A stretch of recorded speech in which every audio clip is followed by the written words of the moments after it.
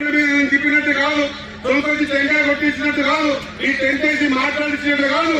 ఈ రోజుకైతేనా మార్పు వచ్చి ఖచ్చితంగా మన ఇంట్లో మన పిల్లల్ని చదువుకు పంపిస్తాం, పిల్లల్ని వేరే ఇంకొక ఆలోచన పెట్టామని చెప్పే ఆలోచన ఈ రోజు మీరు నిర్ధారించుకుంటే మీరు నాకు ఇచ్చిన గౌరవం అని మీ అందరూ తెలియజేస్తా ఉన్నా. అదే నాకైతే 1000 కోట్ల గౌరవం. ఎందుకంటే ఒక ఇంట్లో ఒక వ్యక్తి ఒక పిల్లగాడు చదివితే ఆ ఇల్లు 3 తరాలు బాగుపడుతుందన్న ఆలోచన. కాబట్టి మన వెనుకబాటు తరానికి అడ్డుకట్టైనటువంటి చదువును మనం చదవాల్సిన అవసరం ఉన్నది. నేను మీకు మాట ఇస్తా ఉన్నా ఈ వేదిక ద్వారా. దాదాపు 50 నుంచి 60 సంవత్సరాల ఆలోచన విధానం మన పెద్దలు చాలా మంది ఆలోచన చేశారు.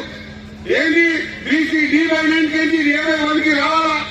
ఈ రావడం వల్ల పిల్లలకు విద్యా ఉద్యోగాల్లో రిజర్వేషన్ ప్రక్రియ ఉంటది. నేను మీకు మాట ఇస్తా ఉన్నా, మీరు పిల్లల్ని చదివించండి. నేను మీకోసం ఖచ్చితంగా ఈ గవర్నమెంట్ రేవంత్ సమస్యలో బీసీ D/19 కేజీ A/1కి తీసుకొచ్చే ప్రక్రియ నా భుజల స్కంధాలు మీరు వేసుకుంటానని నేను మాట ఇస్తా ఉన్నా. మనం బాగా కావాలన్నప్పుడు ఇంకోటి చెడిపోవాల్సిన అవసరం లేదు. వాంతో పాటు మనమైతే బాగా కావాలని ఆలోచన చేసి ముందుకు పోవాల్సిన అవసరం ఉన్నదని తెలియజేస్తా ఉన్నాం. ఈ రోజు ముదిరాజు గాని మత్స్యశాఖ గాని ఒక్కసారి ఆలోచన చేయాలి.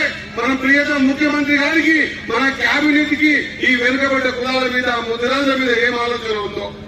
ఎప్పుడే గాని ఏ రాష్ట్రంలో బడ్జెట్ మార్చిలో పెడతారు, మన తర్వాత మార్చిలో బడ్జెట్ ఇస్తారు. కానీ నన్ను మధ్యలో మంత్రి చేసిన తర్వాత 10 రోజులకే నేను కేబినెట్ మీటింగ్ ఉంటే ఫస్ట్ మీటింగ్ లో ఒకటే ఒక మాట అడిగిన, అలా ఇంత పెద్ద ఎత్తున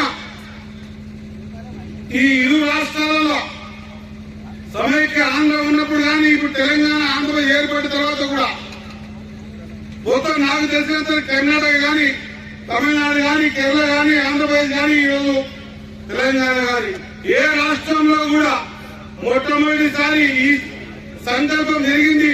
ఏ రాష్ట్రంలో కూడా ముదిరాజు బిడ్డకు చేపల మంత్రి పదవి ఇయ్యలే.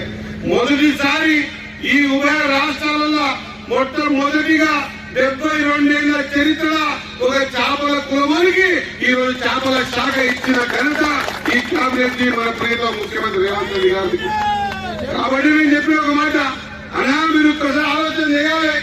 ఒకవేళ నేను లేనప్పుడు మన మత్స్యశాఖ అధ్యక్షులు స్థాయి ఉండే ఇక్కడ 19 కోట్లు ఇచ్చింది కదా, పోయినసారి అప్పటికే పోతుంది. కానీ ఈ రోజు నేను ఒక కుల బాంధవునిగా ఆ కులంలో ఉన్న వ్యక్తిగా మీరు నాకు 5 శాఖలు ఇచ్చినా కూడా చేపల శాఖ చేపల కులమని కాబట్టి ఖచ్చితంగా నా మీద బాధ్యత ఉంటుందా. 26,000 చెరువులున్నాయి ఈ రాష్ట్రంలో. ఖచ్చితంగా మీరు నాకు అవకాశం ఇవ్వాలంటే శ్రీహరికి ఏం కావాలో చెప్పుకోరు అన్న. ఈ రాష్ట్రంలో 26,000 చెరువులలో 88 కోట్ల చేప పిల్లలు ఇచ్చే అవకాశం ఉంది.